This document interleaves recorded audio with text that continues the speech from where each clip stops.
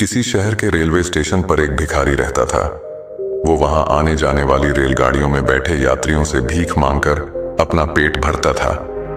एक दिन जब वह भीख मांग रहा था तो सूट बूट पहने एक लंबा सा व्यक्ति उसे दिखा। उसने सोचा कि यह व्यक्ति बहुत अमीर लगता है, इससे भीख मांगने पर यह मुझे जरूर अच्छे पैसे देगा। वह उस लंबे व्यक्ति से भीख मांगने लगा।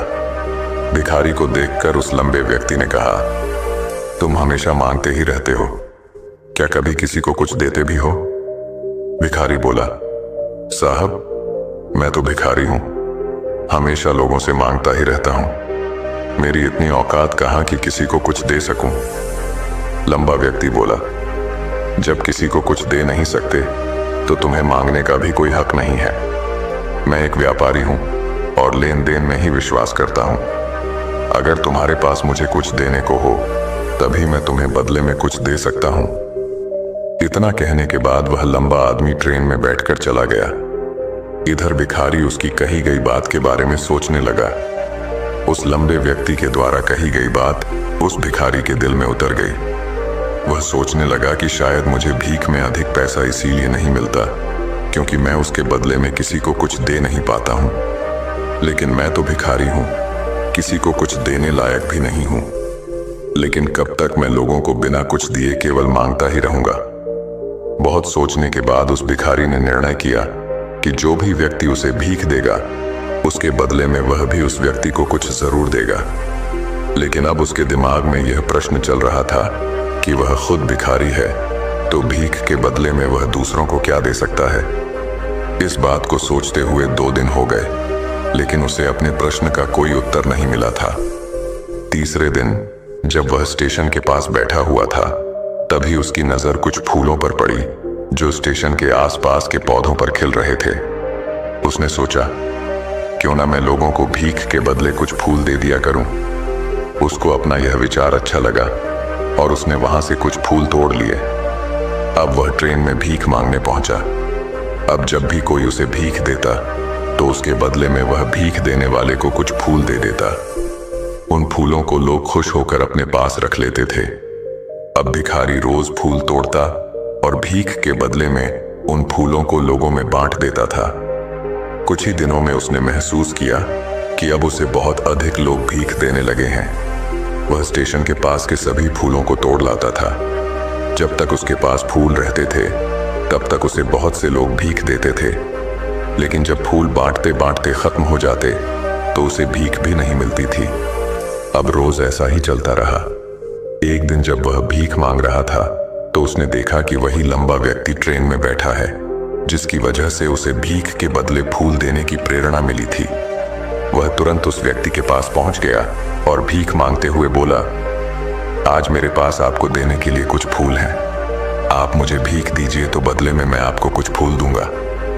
उस लंबे व्यक्ति ने उसे भीख के रूप में कुछ पैसे दे दिए और भिखारी ने कुछ फूल उसे दे दिए। उस लंबे व्यक्ति को यह बात बहुत पसंद आई।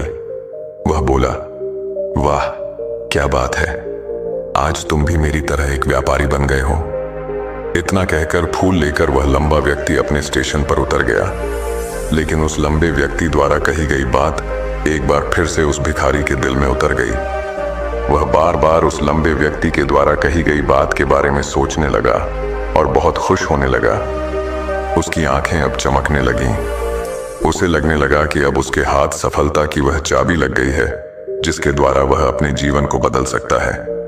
वह तुरंत ट्रेन से नीचे उतरा और उत्साहित होकर बहुत तेज आवाज में ऊपर आसमान की तरफ देखकर बोला, मैं भिखारी नहीं हूं, मैं तो एक व्यापारी हूं, मैं भी अमीर बन सकता हूं। लोगों ने उसे देखा तो सोचा कि शायद यह भिखारी पागल हो गया है और अगले दिन से वह भिखारी उस स्टेशन पर फिर कभी नहीं दिखा। लेकिन 6 महीने बाद इसी स्टेशन पर 2 व्यक्ति सूट बूट पहने हुए यात्रा कर रहे थे। दोनों ने एक दूसरे को देखा तो उनमें से एक ने दूसरे से हाथ मिलाया और कहा, क्या आपने मुझे पहचाना? दूसरा व्यक्ति बोला, नहीं, क्योंकि मेरे हिसाब से हम लोग पहली बार मिल रहे हैं। पहला व्यक्ति बोला, नहीं, आप याद कीजिए, हम पहली बार नहीं बल्कि तीसरी बार मिल रहे हैं। दूसरा व्यक्ति बोला, मुझे याद नहीं, वैसे हम पहले 2 बार कब मिले थे? अब पहला व्यक्ति मुस्कुराया और बोला, हम पहले भी 2 बार इसी ट्रेन में मिले थे। मैं वही भिखारी हूं जिसको आपने पहली मुलाकात में बताया कि मुझे जीवन में क्या करना चाहिए और दूसरी मुलाकात में बताया कि मैं वास्तव में कौन हूं। दूसरा व्यक्ति मुस्कुराया और अचंभित होते हुए बोला, ओ, याद आया, तुम वही भिखारी हो जिसे मैंने एक बार भीख देने से मना कर दिया था और दूसरी बार मैंने तुमसे कुछ फूल खरीदे थे। लेकिन आज तुम ये सूट बूट में कहां जा रहे हो और आजकल क्या कर रहे हो? तब पहला व्यक्ति बोला, हाँ, मैं वही भिखारी हूं, लेकिन आज मैं फूलों का एक बहुत बड़ा व्यापारी हूं और इसी व्यापार के काम से ही दूसरे शहर जा रहा हूं।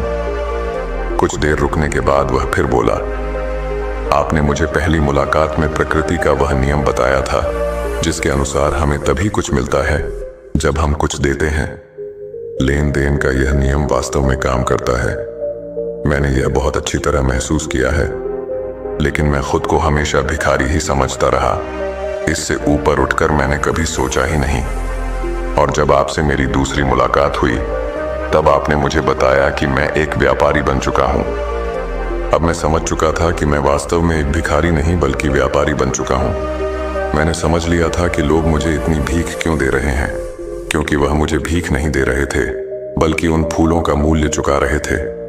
सभी लोग मेरे फूल खरीद रहे थे क्योंकि इससे सस्ते फूल उन्हें कहाँ मिलते।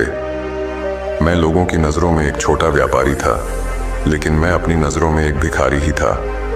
आपके बताने पर मुझे समझ आ गया कि मैं एक छोटा व्यापारी हूँ। मैंने ट्रेन में फूल बांटने से जो पैसे इकट्ठे किए थे उनसे बहुत से फूल खरीदे और फूलों का व्यापारी बन गया। यहाँ के लोगों को फूल बहुत पसंद है और उनकी इसी पसंद ने मुझे आज फूलों का एक बहुत बड़ा व्यापारी बना दिया। दोनों व्यापारी अब खुश थे और स्टेशन आने पर साथ उतरे और अपने अपने व्यापार की बात करते हुए आगे बढ़ गए। दोस्तों, इस कहानी से हमें बहुत कुछ सीखने को मिलता है। कहानी में लंबा व्यापारी गिव एंड टेक के नियम को बहुत अच्छी तरह जानता था। दुनिया के सभी बड़े व्यापारी इसी जीवन के नियम का उपयोग करके सफल हुए हैं। इस फॉर्मूले को उसने भिखारी को भी बताया। भिखारी ने इस प्राकृतिक नियम को अपना लिया और इसका असर उसके जीवन में साफ दिखाई देने लगा। उसने अपनी सोच बदली और उसकी जिंदगी बदल गई। यह कहानी हमें बताती है कि हम यदि अपनी सोच बदल लें तो कुछ भी हासिल किया जा सकता है। यदि हम खुद को छोटा समझते रहेंगे तो हम हमेशा छोटे ही बने रहेंगे। बड़ा बनने के लिए हमें अपनी सोच को बदलना होगा और खुद के बारे में बड़ा सोचना होगा। कहानी का सार यह है कि सफलता आपकी सोच में छुपी होती है। खुद का आत्मसम्मान जगाइए, अपनी सोच को बड़ा बनाइए और देखिए कैसे आप सफलता के शिखर पर पहुंच जाते हैं।